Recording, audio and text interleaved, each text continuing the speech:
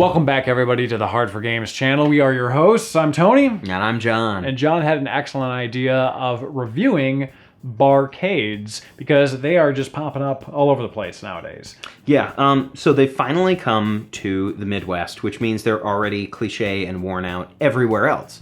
Yes. But we're finally starting to get some good ones in our area. Now, the name Barcade, I feel, is more of a spectrum. Okay. I feel there's bar with an arcade, barcade, arcade with a bar. This is Hard4Games. They're Hard4Games. They become hard. They're Hard4Games. So today we're taking a look at Off-World Arcade in Yes. downtown Detroit. Now, a couple details regarding this particular bar/barcade. It is above the Checkers bar, which is an okay bar, nothing special, nothing to necessarily write home about. I think it's some old Detroit. It's an old Detroit bar. Like, it's good, but it's not crazy.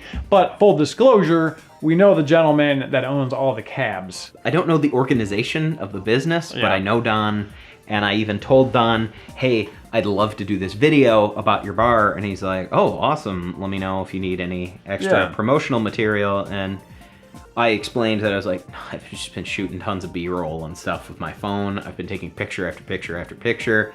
But I did offer that if you wanted to use any of the pictures I took for any promotional material, Sure. like, you can just have that shit free. So John knows him very well. I know I've talked to him before. He probably wouldn't remember me or know my name, but we've chatted in the past at the Detroit Arcade Club. So just full disclosure, we know one of the owners, or at least the owner of the cabs. Regardless, Off-World Arcade, as you can see from these images, they have a pretty decent bar, and they have an excellent selection of arcades and a good number of pinball machines as well. Oh yeah, they've got some great pinball machines there. And if you're lucky enough to be there while the pinball mechanic is working on stuff, totally go chat with him. He's a really cool guy. But they mostly have 80s to early 90s machines. So you're not going to find DDR or anything like that. Like, most of the things you would find at round one would be not present at this one. Yes. Now, would you say there's a lot of overlap between this and, like, say, Ready Player One, which is just a little bit away? There is a good amount of overlap between this and Ready Player One. They're pretty similar. They are pretty similar. So Ready Player One is another barcade that's within walking distance. Off-World, I feel, has more cabs and has a more open space to play them in. Both have excellent games. We'll get into Ready Player One in a different episode, but Off-World has some great highlights like Windjammers, NBA Jam. They have Contra. Turtles in Time. They have some excellent They added games. Dragon's Lair recently. Yeah, they did have Dragon's Lair when I went. I think Don owns a Dragon's Lair too, and I believe there's a Ghouls and Ghosts that just went in. So they do have an excellent selection of games where we're like, oh, that one. I haven't played that one in a long time. Super Contra. Yeah. Terminator 2. Really good stuff. In fact, I was playing the NBA Jam cab, and I wanted you to be there so bad filming because I actually broke the backboard, and I'm like, no one will believe me that I actually broke the backboard because John wasn't here recording it. But I did have a lot of fun playing those and also the pinball machines. I've been more into pinball lately, so I've been playing those quite a bit. Pinball is one of those things that I actually really love. Yeah. And it's kind of a shame because it's like most arcade games, if you truly fall in love with one of them, maybe you'll spend $2,000 max. Yeah. To get like even a decent, pretty good example. Pinball, if that thing is on fire or a smoldering ruin, it's $2,000 minimum. Yeah, basically. So that era of like mid to late 90s where you're playing like Virtua Fighter and sort of like polygon-based games, it does not have much. I think they've got like House of the Dead, and that's like the main polygonal game that they've got. But everything that they do have is solid. If you're into games from that era that has just amazing sprite work, and even Laserdisc-based games like Dragon's Lair, you're going to have a good time.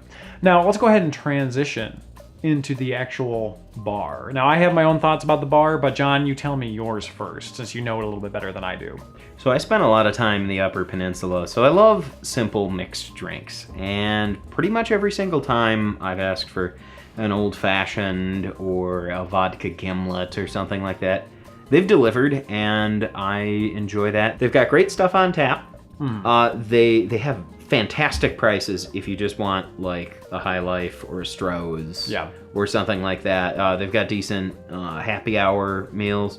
As far as the drafts go, they did have a reasonable selection of local Michigan drafts and kind of your lawnmower beers as well. Yeah, there's like Miller Lite, but there's like a Bell's, there's like a, they always have like Two Hearted or Oberon and stuff like that. Yeah, so a good selection of Michigan stuff, but it wasn't a crazy selection. Like, I thought that it was, I would be perfectly happy with a lot of the beers there, but it didn't, like, the selection didn't floor me. They don't have, to my knowledge, any like house special cocktails, any house drinks, to my knowledge. Maybe they do. I'm not really familiar. I just never thought to ask. I looked. The reason why I was thinking to ask is because going back to Ready Player One, which is another barcade in the area, they have some house like mixed drinks. Oh yeah. So they have like a peanut butter and jelly shot. Like they have a bunch of different stuff and a much wider selection of beer. But that bar also has its own issues, and we'll do that in a separate review, but it's also a bitch to order from that place because it's so busy. So you go to Off-World and you have a more relaxed barcade environment, and you can place your order and get that order. It's just more limited. It's more standard but decently done bar service. Nothing wrong with it. And of course, you know, if you feel like the selection's lackluster, you can always go downstairs to Checkers. And they have their own bar that's more expansive, and you can bring the drinks upstairs. So it's really not like a detriment. It's just like a slight inconvenience. I want to talk about the food, because their big thing is pizza. Pizza by the slice. I think it borders between like higher end artisan pizza and shit bar pizza. And normally I usually think of it as like the classical music and rock and roll in between is crap, and they proved me wrong. Wow. In between can be quite good because they come up with all kinds of crazy stuff that sounds like a stoner made up their menu. So that brings up 2 points I wanted to mention. The area. You are in downtown Detroit. You're kind of halfway between Greektown and Campus Martius. Sure. Which is like downtown. If you park at the GM Rensen, like at the front door, you are like 2 blocks away. We took a little trip to Greektown to get some pastries, and it took us 5 minutes to walk there and back to Astoria. Yes. So you are right in the heart of it, essentially. You can walk to almost anywhere you'd want to in the downtown Detroit area, and you'd be good. So going there, you have a plethora of other options to go to as well if you want additional food or just a sightsee or whatever. So one of the things that I wanted to talk about, one of the last things I wanted to speak about, was the entertainment. So when I went last time, there was sound test going on, which was Dave and Corey. Corey is Snesse, who's been on the channel a number of times, and they were doing music. Video game music. Yeah, it's called Sound Test. I think they're about to do their 4th sound test, which will be my 3rd I've attended. And what they do is they've got video game vinyls, they have soundtracks and stuff like that. But also a lot of it is actually played live from sound test menus in games and systems. Yeah. There's a lot going on. It's a good environment. There's music, play games, have a couple beers. Overall, I'd say it's a very solid barcade. I would say it is my ideal of a barcade. If I were to score it like I would a video game, personally, I would give it 9 out of 10. The only thing that's docking it is really it could use a better beer selection. That's about it. For the average consumer, I would say that more mid to late 90s cabs would be nice. So I think for the average consumer, it would be more around like an 8 or an 8.5. For me, it's a 9. No, I just remembered. Yes. We forgot to talk about the most important part. Yes. A whole bunch of YouTube commenters are going to mistake what I'm about to say. Okay. I really like that it has gender non-specific bathrooms. Okay. Now hold on. Wait a minute. People who have been angered by that. It is because it's 2 independent bathrooms. If one is full or someone's taking longer, the other one's just going to panel through. And you get the chance to go to both because some of the greatest bathroom graffiti in the entirety of Detroit is in those toilets. Sometimes I won't even need to go to the bathroom and I just realize I didn't go to the other one. And I will go over there and I will take pictures. I've made a second Instagram just for bathroom graffiti inspired by those bathrooms. Well, thank God for gender-neutral bathrooms. Not only would I say that I think it's in this sweet spot of Barcade, Okay. I would not just recommend, I would highly recommend it. I think that's... If you get the chance, go. If you get the chance, do it.